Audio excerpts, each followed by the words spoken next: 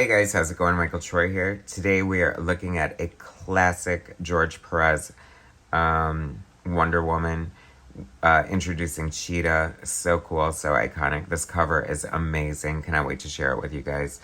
Subscribe to my channel if you haven't already. Hit that like button. Let's get right into it. I love this cover for so many reasons. First of all, this is back in the day of spinner racks. George Perez is like the master of covers, and this is definitely a legendary example. I would love to see the beautiful original art from this. The logo always took up the top third of the cover in comics, especially if they were on the spinner rack, so you would see the title of the book, if nothing else. The way this is laid out, this is dropped. And I think it could have survived without this little Wonder Woman at the top, but of course they would want that for the spinner rack purpose, and I think that's why it's there. But I kind of love it. I think it kind of fits in a lot of ways. We have the iconic DC bullet that I miss so much. This isn't what their best design for that bullet. And I do subscribe to the theory that, of course, you're going to always like the one that you're originally used to. But there's just something special about that, and they should think to bring it back. I mean, apparently DC needs a huge facelift right now, so I think that would be a good way to mark a return to greatness.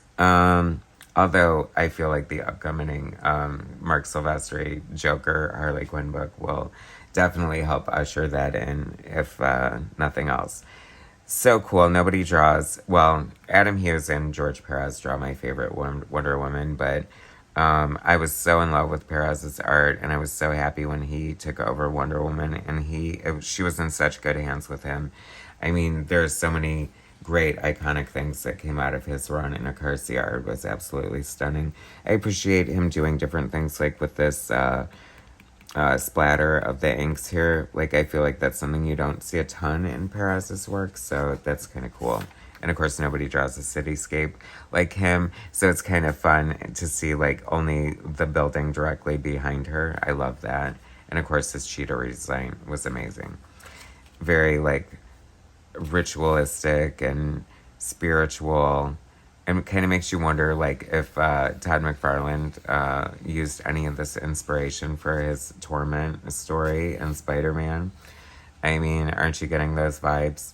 Nobody lays out a page like George Perez. I love like when your eye puts the whole page together, it just looks so good, and so just the layouts are just like always so imaginative, and plot and layouts, George Perez. So at this point he's doing layouts. I wonder why he had moved to layouts. He must have been working on something else, probably, God forbid, War of the Gods or something like that. Script, Len Wein. Finishes, Bruce D. Patterson. Letters, John Costanza. Colors, Titania Wood. Editor, Karen Berger. And thanks to Bob Smith. Very beautiful, iconic splash page of Wonder Woman there. Just like so joyous and happy and beautiful. And like that's like the perfect costume. Mindy Mayer, her publicist, I love that. I know she came to a bad end, but such a great storyline for her and a great character.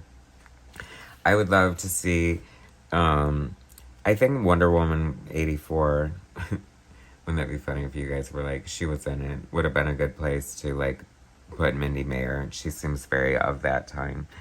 And Wonder Woman could definitely have used a publicist after that mess. I wish, it's funny because these are like layouts from Perez, and his layouts are so strong and tight, but you can definitely see the difference between that and full pencils because nobody draws like Perez, you know what I mean? But this is all signature Perez, and I do love Mindy Mayer. I love it. He's still doing layouts, only layouts, but he still puts 1, 2, 3, 4, 5, 6, 7, 8, 9 panels on the page. You go, George Perez, the master of detail, storytelling, layouts, iconic superheroes. I love this. Like like the whole thing of her like becoming Cheetah to cure her ailment.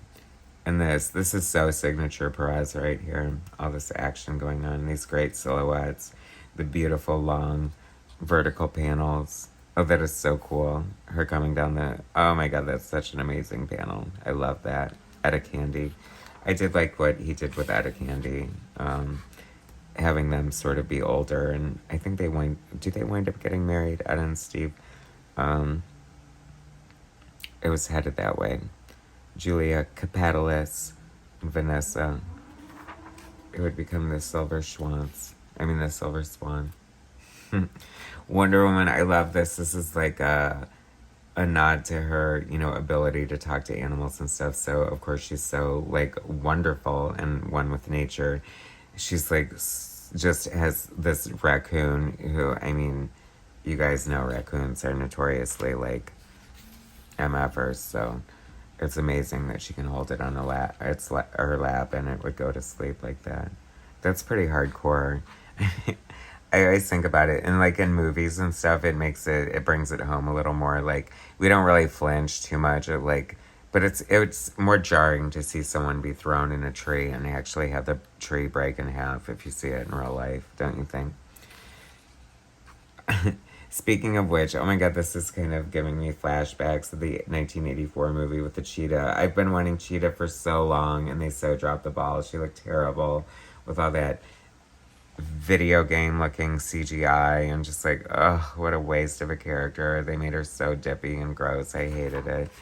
It was awful. Just awful. Such a waste of Cheetah. Cheetah needs her due in a better way.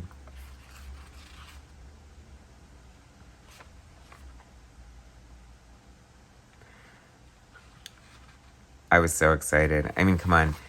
I feel like she's like one of her most iconic enemies. And George PÉREZ took his time. And this is back in the day. Like now if they do a reboot, like it has to be kind of done and over like in 5 issues. But this, George definitely fleshed out these characters, built up to this, saved like these nuggets for like issue 9. That seems pretty late for such a high profile villain into a series. But, he was establishing her, new to man's world, the DC world, and all that stuff. She wasn't even allowed to, like, be part of the Justice League or anything like that. That's why you got the JLI, because they didn't want to muck things up. And I like the thought and care that went into that. But this is so cool. I love it. The debut of the Cheetah, one of the best covers in comic book history. So great. Thanks for watching, guys. Subscribe to my channel, hit like, share my content. I'll bring you more later.